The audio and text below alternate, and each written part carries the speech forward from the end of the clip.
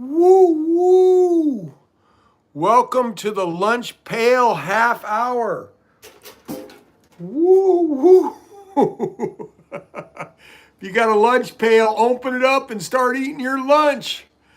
Anyway, so today we're going to talk about, oh yeah, we're blue collar and we're doing the dirty work. We're in the dirt. We're the guy who picks up the shovel and starts shoveling because we're blue collar. Woo woo. Lunch pail half hour. Woo woo. Anyway, so we're going to talk about going from rock bottom. Woo woo. Susan and Jesse are on, and I got the lunch pail out. Woo! All right, so we're going to talk about going from rock bottom, hitting rock bottom, and being resilient and coming back from that. I went through, I don't know, now it's probably like 20 years ago. I went through a bankruptcy, so I was, I'd started like a video chain, like Blockbuster Hollywood video rental chain when I was 23 years old with like credit cards. Nobody would lend me money, so I used credit cards to get the majority of the money for my first video store. And so, I was just resilient. I wasn't going to stop no matter what till I started that store. And that's the same, and we were really, really successful for 20 years. We were one of the top independent chains in the country. We'd go head to head with Blockbuster in Hollywood. Our top stores did $1 million a year. We were at 13 stores at the end. And we'd have 7 checkouts going, on a Friday or Saturday night. Just crank like 1,000 people through in like 4 hours in our big stores.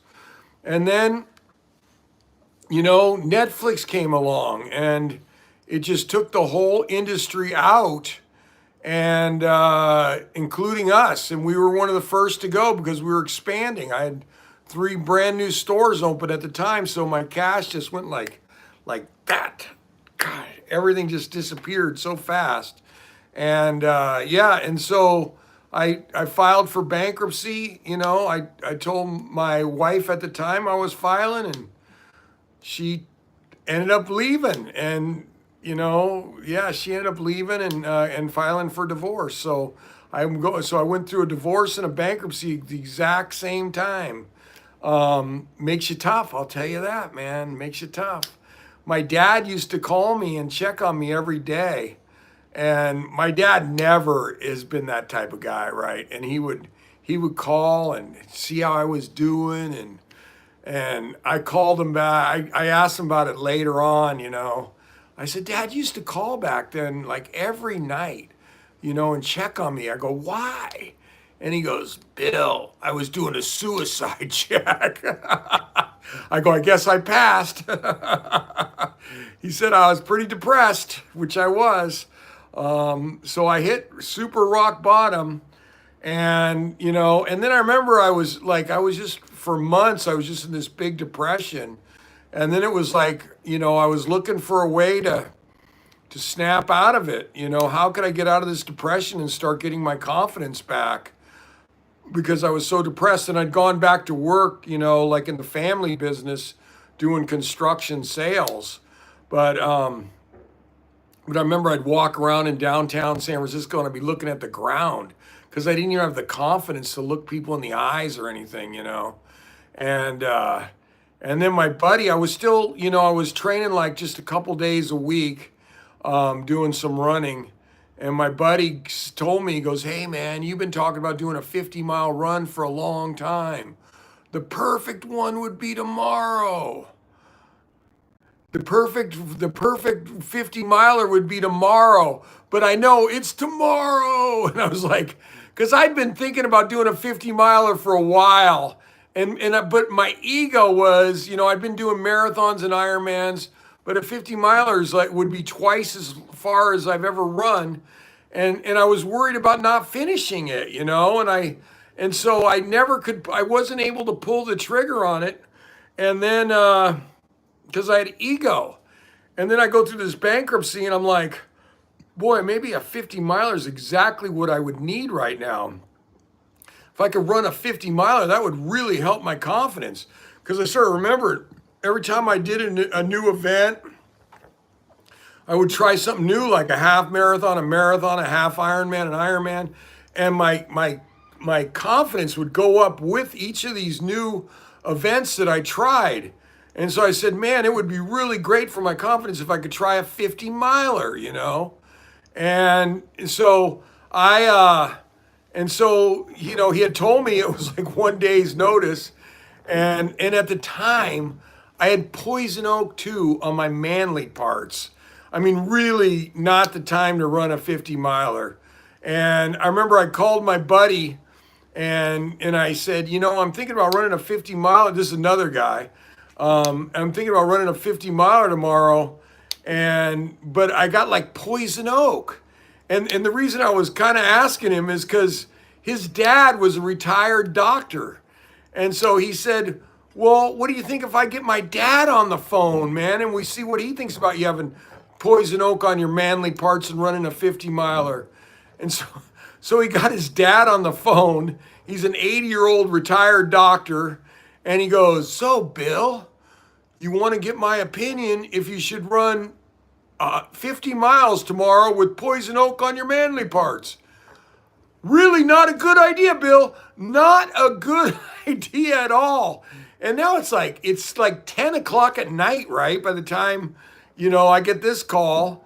And so I go to bed thinking I'm not going to do this 50 miler.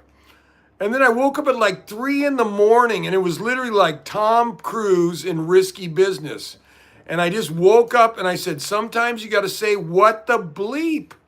And I freaking stood up and I set my alarm for like 5 in the morning or whatever it was. And I went out there and I ran that 50 miles like my life depended on it. I mean, I needed that confidence of running that 50 miler. And it's to this day, it's still the fastest 50 miler I ever ran.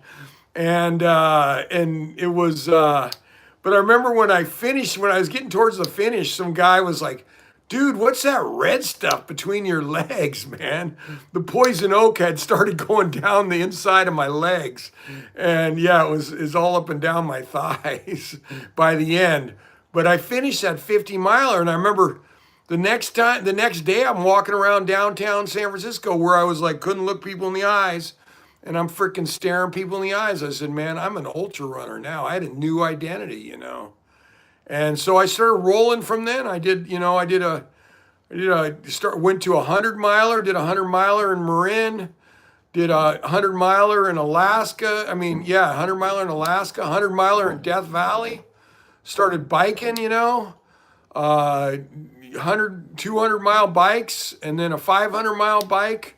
And, rode across America, just kept upping my ante on all these things, but it was all because, I needed a new identity because that video store identity had absolutely collapsed, the whole industry collapsed and, we went up in flames, it was a definite confidence breaker.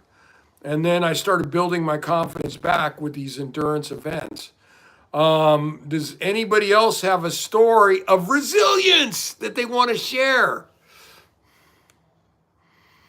Or just tell a little bit about something about it.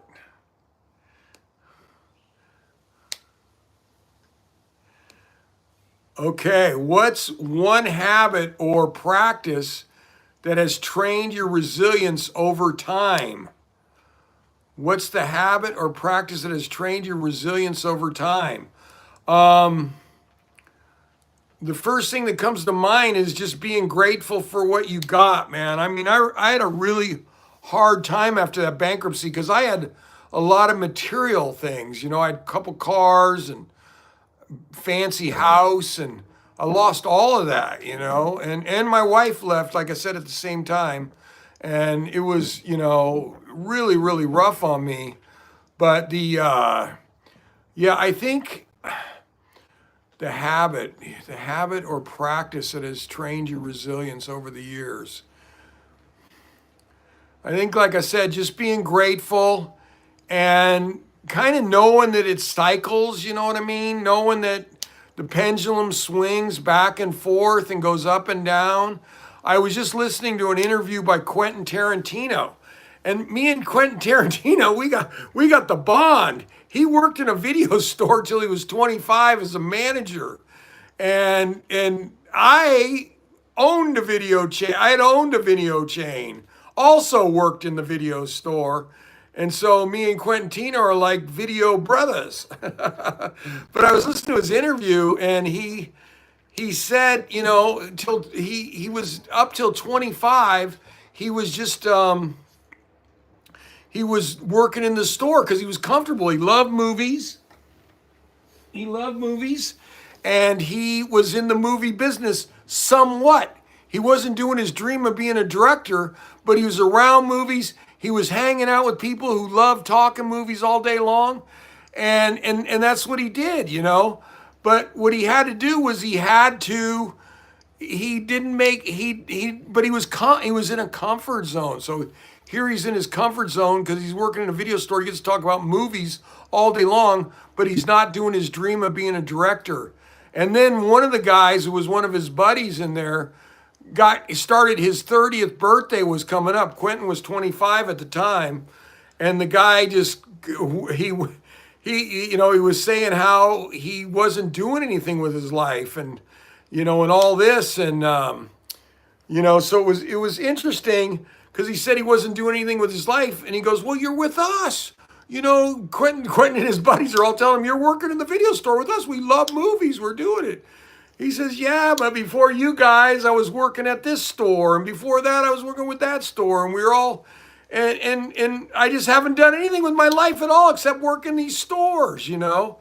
And then Quentin, like, he saw himself 5 years into the future, and that, you know, he was going like, wow, I could be just like him in 5 years. And he moved to LA and then got around with like-minded people all trying to do stuff in the video business. You know, I think he was down south of LA, and then he moved right near Hollywood, you know, so he's right in the hub, and immediately started meeting people. But what he said was that for the 6 years that he worked in the video store, and he said nothing went right. I mean, nothing went right. Every time they thought they had a break to do a movie or something, it never happened. So even after he got his original break, where his buddy said, man, this is a really good screenplay, Quentin. And Quentin was going to sell. He had something he could sell for like $60,000, like a screenwrite, and which was a ton of money to him, he said back then, you know. And then he was going to do his own version of Reservoir Dogs, which was his first big movie. And he was going to do his own version and then put it into film festivals.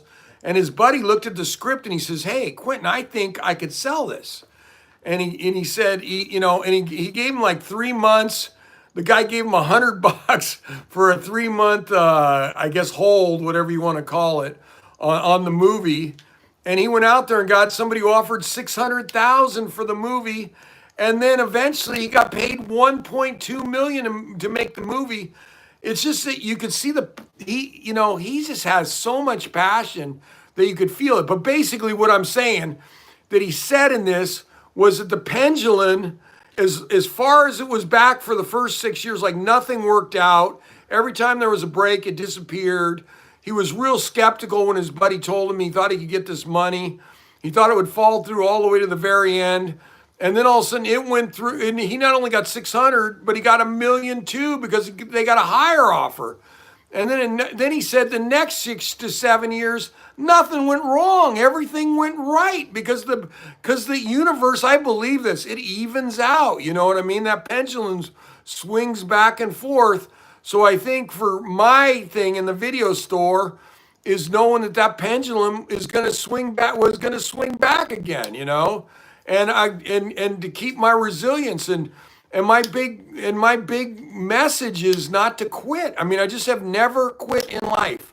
I mean, I quit. Well, I should say I never have quit in my adult life. When I was younger, I quit all the time, man. On, when I would get cut from a sport, I would never play it again. I got cut from baseball, basketball, football. I didn't play. I was just small, and not super coordinated, or not coordinated enough to be small. So, but yeah. Does anybody else have any resilience they want to share? Anything about resilience? It's about not quitting.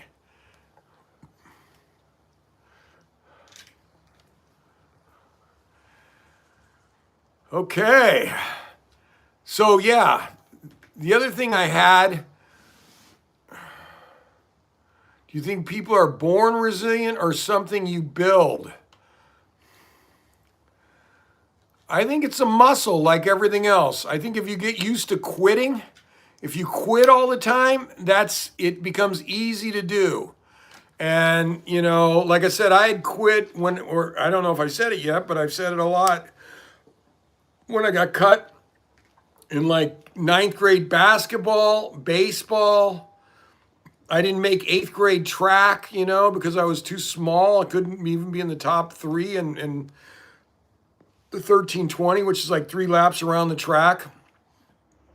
And so, yeah, I basically, had quit every time I got cut in one of these sports, I remember in basketball, that was the first one I got cut for, is ninth grade basketball.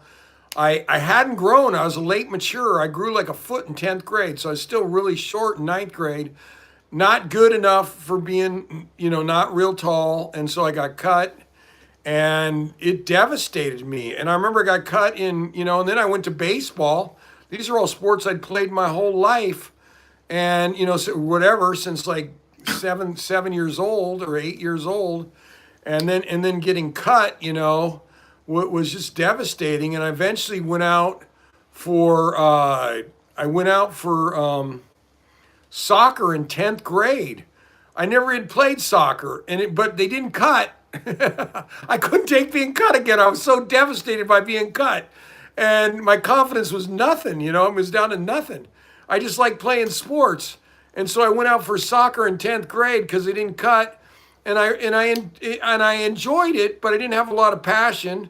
And I didn't have, my friends weren't doing it. And my friends they were running track still. And I wasn't good at it because I just, it wasn't my sport. I hadn't played it. And then, I went out for a run with my buddy in the summer, just a short run.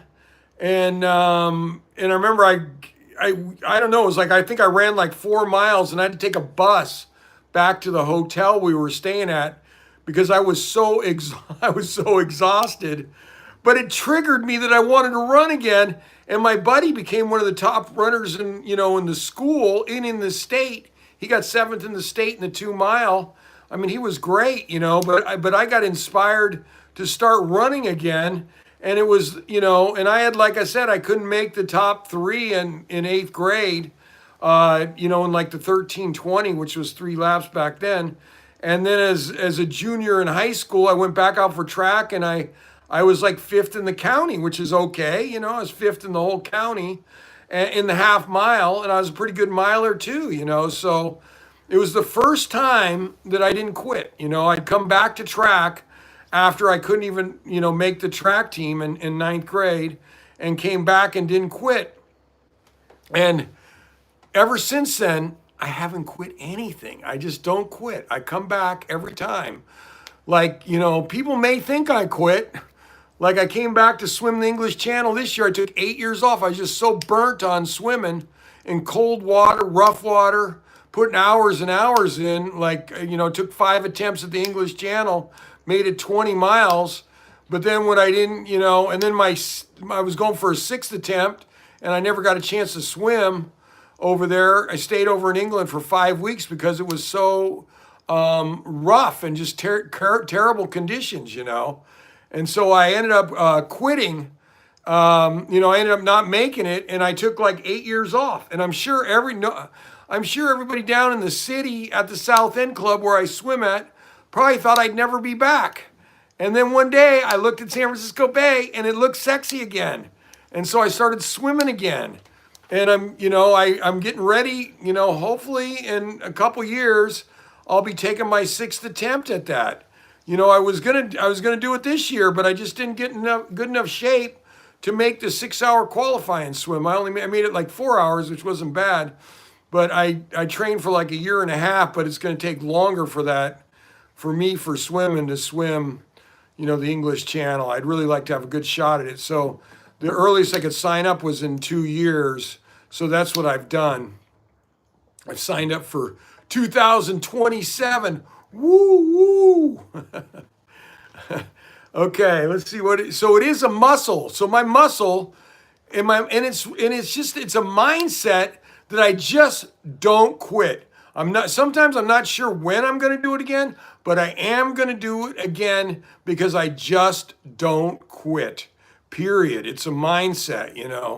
So, and that all started from getting cut.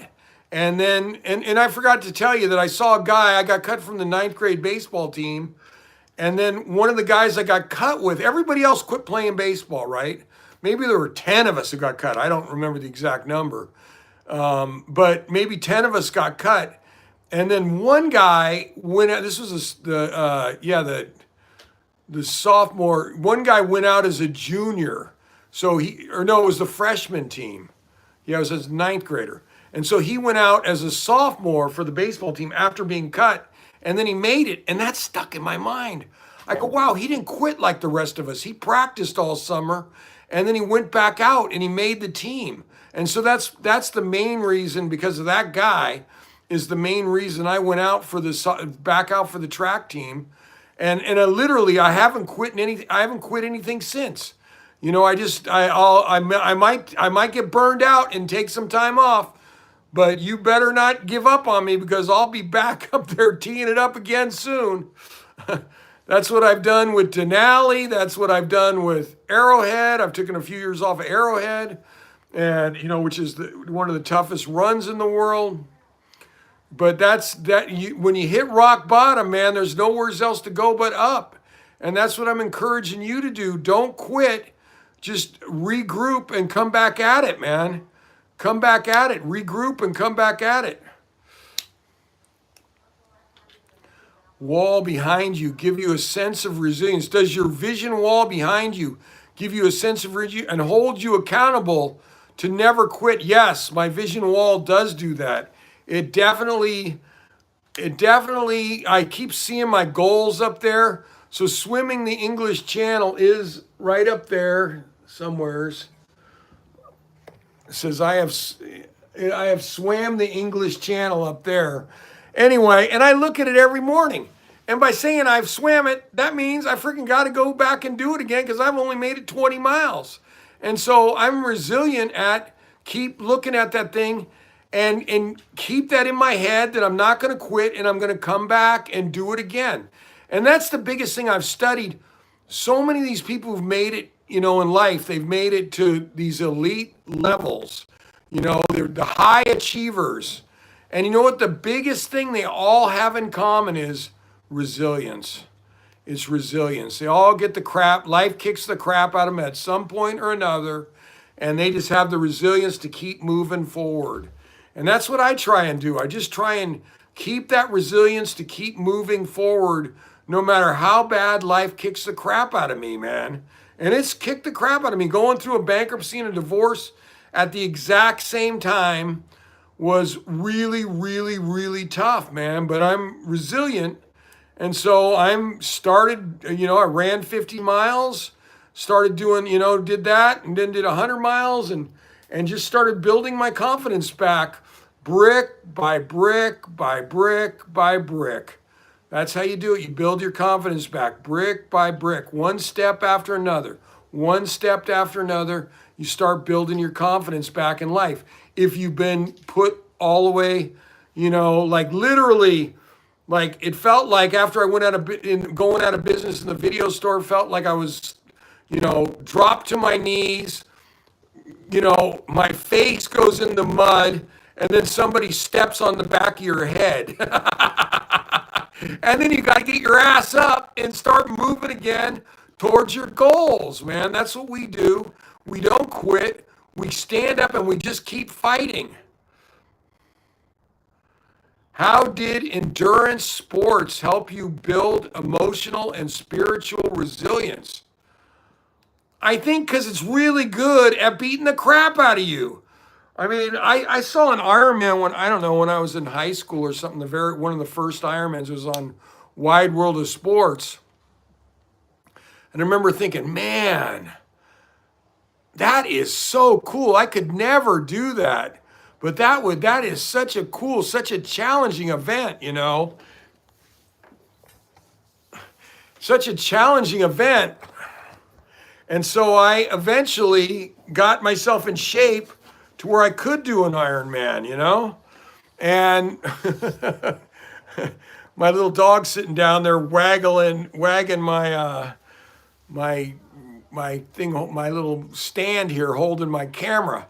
But anyway, so yeah, I think that if you do endurance sports for me, was huge on, you know, because I've had I mean, when I go back from my next attempt at Swim in the English, or not, yeah, Swim in the English Channel, which should be in 2027, that'll be my third, you know, that'll be my sixth attempt. When I go back to climb Denali in Alaska, that'll be my seventh attempt, the world's coldest mountain.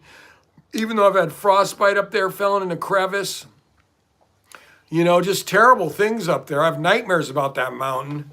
And but I'll be back because I'll take a seventh attempt. Same thing with Arrowhead. Arrowhead's been minus 50 degrees. You go 135 miles and you pull a 40-pound sled with your survival gear. And I've taken, I think, 12 attempts at that. And there'll be a 13th coming up. Right now I'm swimming because I'm training for the English Channel. But when after I'm done with my swimming phase and I get back on land, you know, Arrowhead's going right at the top of the list because I got unfinished business out there. I've made it 98 miles. You know, I've also had frostbite out there. It's just it's a tough freaking race. I remember the one night it was like minus 40 something up there, and I froze my hand out there. I was, you know, setting up my bivvy just a little slow at setting up. That's your sleeping bag for those of you who aren't all fancy like me and know about mountain climbing and setting up a sleeping bag in the snow is basically your bivvy, you know, your whole setup to get out there. And I was using my liner gloves and I frostbit my hands and they froze. And here's the thing, you don't even know your hand's frozen. It didn't hurt, you know, and then I got done with my bivvy, got back out, started going. Sun came up, and then my fingers started killing me because they were finally thawing after being like some sort of frozen state, you know, all the way through the night. And then and then they started killing me, and I ended up having to drop at the next checkpoint because I was in so much pain from this frostbite, you know, so.